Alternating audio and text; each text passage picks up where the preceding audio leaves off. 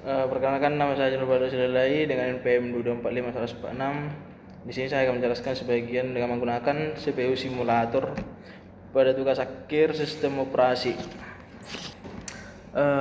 Pertama-tama langsung saja buka aplikasi CPU-nya dan kemudian masuk ke menu compiler, dan di sini sudah saya ketik dan saya akan membuat program Microsoft Word dengan program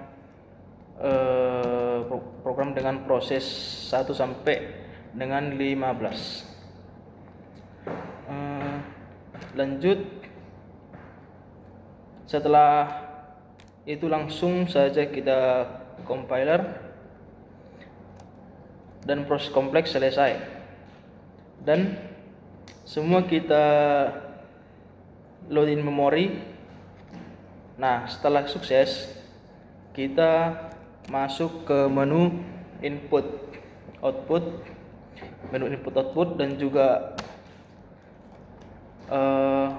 dan juga bisa lihat di program tersebut. Ada program yang saya buat tadi yaitu Microsoft Word. Saya akan menginput tiga kali. Jadi kita buat program sebanyak tiga program yang akan kita proses, dan kita langsung saja ke start.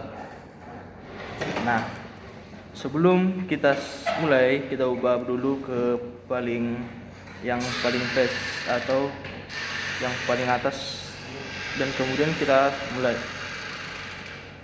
Kita bisa lihat prosesnya yaitu di OS atau di kontrol yang kita sudah buka tadi. Nah, kita tunggu saja prosesnya, atau bisa kita lihat prosesnya di sini. Hal ini tergantung proses yang kita masukkan tadi sebelum ke file yang kita masukkan tadi, yaitu dari 1 sampai 15, dan dia akan melakukan proses output dari 1 sampai 15. Dan kemudian kita tunggu hasilnya.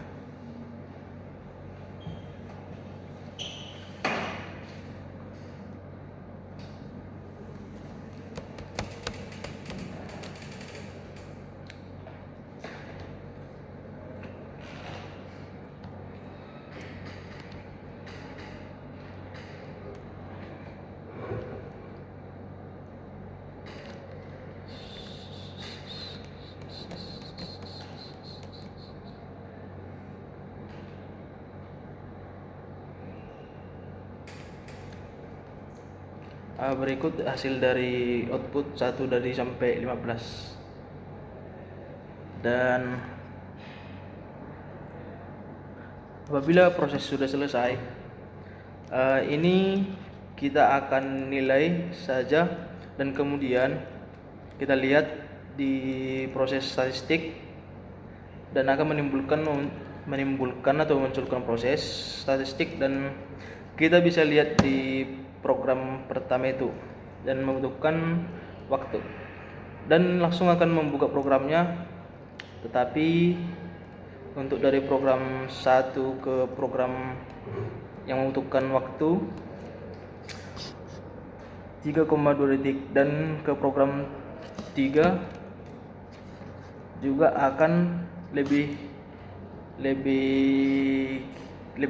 lihat prosesnya sebagaimana kalau ketika program yang kita buat itu kita ubah prosesnya, dan ini yang kita urus dulu. Dan kemudian kita ke menu compile lagi.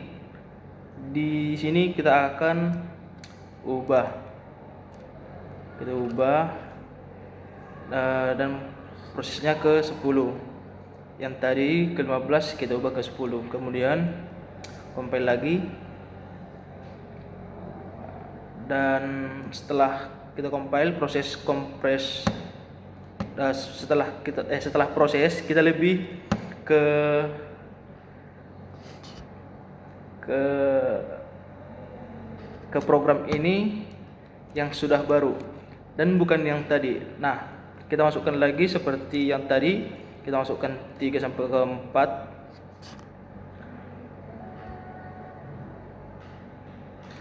Dan kita buat lagi, dan kita lihat prosesnya pada menu konsol dan kita lihat ke menunya tadi.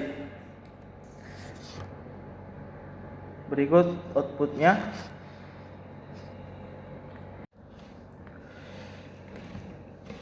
Kemudian di start bisa kita lihat prosesnya pada menu konsol.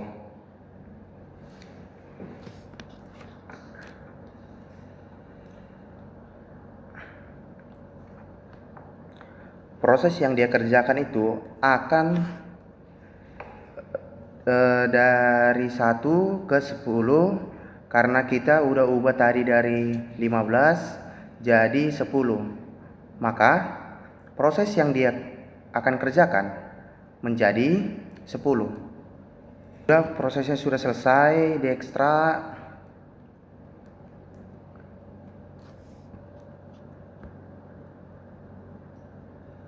Ayo kita clear, lalu minimizekan. Nah, jadi tergantung proses yang dia kerjakan, yang kita mengubah proses tersebut, maka waktu yang dibutuhkan pun akan berubah.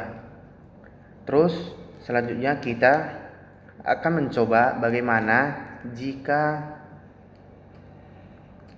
kita melakukan scheduling atau menggunakan delay proses.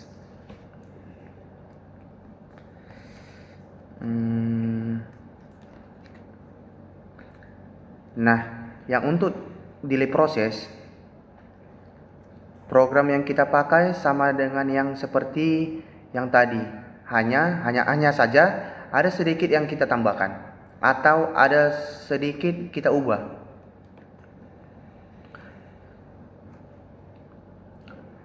Nah, untuk program pertama itu kita tidak melakukan scheduling karena akan langsung dibuka untuk program kedua kita.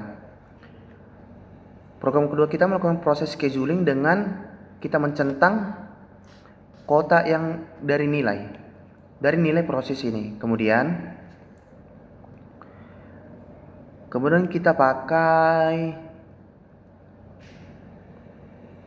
dan untuk program ketiga kita ubah jika tidak sama dengan yang punggung kedua, proses kedua. Untuk proses yang lainnya itu 10. Untuk program ketiga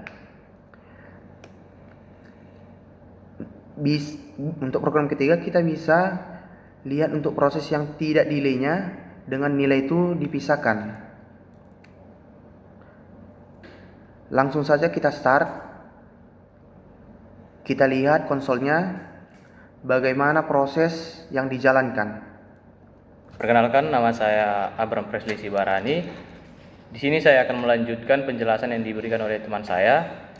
Apabila prosesnya sudah selesai, kita minimize programnya.